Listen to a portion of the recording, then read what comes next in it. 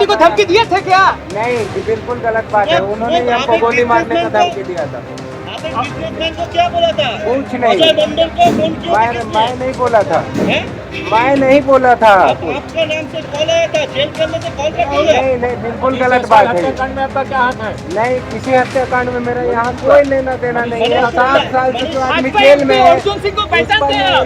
नहीं, भाजपा एमपी अर्जुन सिंह को पहचानते हैं? अर्जुन सिंह से हमारा कोई रिश्ता नहीं है। 7 साल से हम ऑलरेडी जेल में हैं और उस व्यक्ति के साथ क्या है, आप जेल से इनको तो अपॉइंट सारा करते थे। एलिगेशन इनको प्रूव करना है जो 7 साल से जेल में है। जेल से हमको सब क्या अपॉइंट प्रूव करते करना थे। है? ऑलरेडी इन्हीं के बनाई हुई जेल में हम हैं। আর এই বক্তব্য তার শুনলেন, সে দাবি করছে সিআইডি অফিসাররা যেটা দাবি করছে যে কলকাতায় নিয়ে আসার পর সিআইডি অফিসারদের হুমকি দেয় সুবোধ সিং, কিন্তু সুবোধ সিং যদিও সেটা অস্বীকার করেছে। গ্যাংস্টার সুবোধ একেবারে রাজ্যপাট তার 12টি রাজ্যে।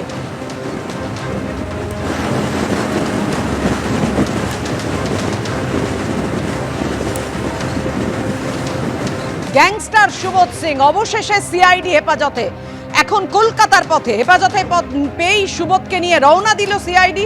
17ই জুলাই পর্যন্ত সিআইডি হেফাজতে গ্যাংস্টার সুবোধ সিং।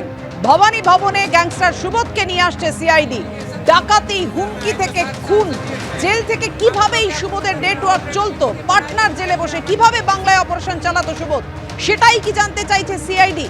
কথা বলবো, আমাদের সঙ্গে রয়েছেন আমাদের প্রতিনিধি সুকান্ত মুখোপাধ্যায়। সুকান্ত, তাই সময় নষ্ট না করে একেবারে গ্রিন করিডর করে এবং নিরাপত্তার ফাঁক ফোকর যাতে না থাকে সেই জন্যই নিয়ে আসা হচ্ছে এভাবে আসানসোল থেকে।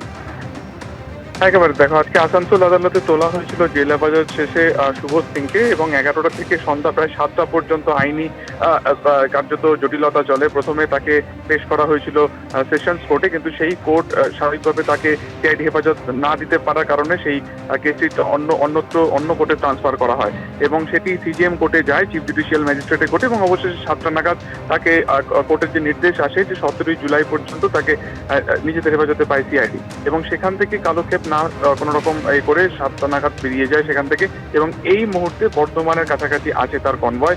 2 ঘন্টা 2-এর মধ্যে সিআইডি সদর দপ্তর কলকাতা তাকে নিয়ে যাওয়া হবে এবং সেখানেই কালকে সকাল থেকে টানা জিজ্ঞাসাবাদ চলবে।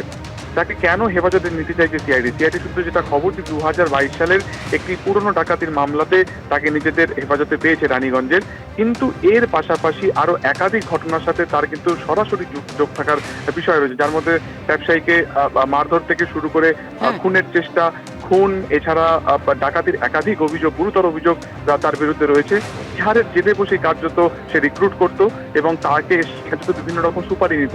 বলতো এই গোটা চক্রের নেপথ্যে কারা রয়েছে, কারা তাকে সুপারি দিত, সবটাই খতিয়ে দেখতে চাইছে সিআইডি এবং সেই কারণে 17ই জুলাই পর্যন্ত যে নিজেদের হেফাজতে তাকে পেল, সেই পুরো হেফাজতে তাকে টানা জিজ্ঞাসাবাদ করতে চাইছে কিন্তু সিআইডি এবং এই মুহূর্তে গ্রিন চ্যানেলের মাধ্যমে তাকে পুলিশের কনভয় কলকাতার উদ্দেশ্যে নিয়ে যায়। ধন্যবাদ তোমাকে। অর্থাৎ এই সুবোধ সিংয়ের বিরুদ্ধে একাধিক গুরুতর অভিযোগ রয়েছে, তার নেটওয়ার্ক কোথায় কোথায় ছড়িয়ে রয়েছে জানতে চান সিআইডির গোয়েন্দারা। এদিকে বাংলা, বিহার, ঝাড়খণ্ড সহ অন্তত 12টি রাজ্যে সুবোধ সিংয়ের নেটওয়ার্ক ছড়িয়ে রয়েছে, তার লুটেরা টিম ছড়িয়ে রয়েছে। ইতিমধ্যে গোয়েন্দারা তথ্য প্রমাণ সংগ্রহ করতে শুরু করেছেন। নামেই সুবোধ সিং, কিন্তু কাজে ঠিক উল্টো। কিন্তু কেই সুবোধ সিং? বিহারের নালন্দার বাসিন্দা সুবোধ সিং 13 বছর বয়স থেকে অপরাধ জগতের অলিন্দে আনাগোনা সুবোধের। তোলাবাজি, খুনে নাম জড়ালেও মূলত সোনা লুট করাই ছিল তার লক্ষ্য। এই কারণেই অপরাধ জগত জুয়েল থিপ নামে পরিচিত সুবোধ সিং। মন্নপুরাম গোল্ড লোন, মুথুট ফাইন্যান্সের মতো গোল্ড লোন প্রদানকারী সংস্থা থেকে কেজি কেজি সোনা লুট করাই ছিল তার টার্গেট। আর এর নেপথ্যে রয়েছে সুবোধের নিখুঁত ব্লুপ্রিন্ট। কিন্তু কিভাবে কাজ করতো সে? এর অন্যতম কারণ হলো যে সুবোধ সিংয়ের টুকরে টুকরে গ্যাং। অভিযোগ, টিম এ সোনা লুট করে হ্যান্ডওভার দিয়ে দিত টিম বি কে। লুট হওয়া সোনা এবার কোথায় যাচ্ছে তা ঘুণাক্ষরেও টের পায় না টিম এ। লুট হওয়া কেজি কেজি সোনার এবার গন্তব্য হয় বিহারের সমস্তিপুরের দিয়ারায় গঙ্গার চরে।